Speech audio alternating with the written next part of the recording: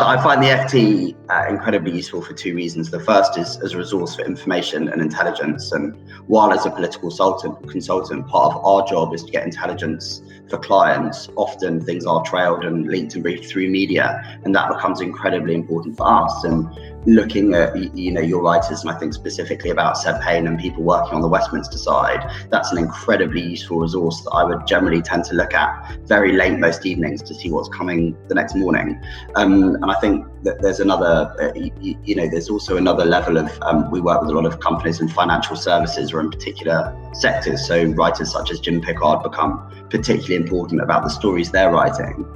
And I think the reason I find the FT particularly useful as well is we often need to know information about our clients or understand markets and the environment that they're working in order to provide them the best advice. And the FT is clearly, one of the key, if not the key titles for providing that sort of information for us.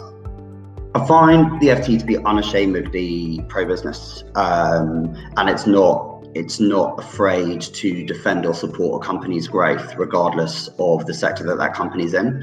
And I think increasingly we have media outlets who are looking even at business stories through a social policy or public policy prism. And while that's really important, it's an important part of public life, actually understanding British business, the British economy and growth, and then putting that in a global comparative sense is incredibly important for the work we do.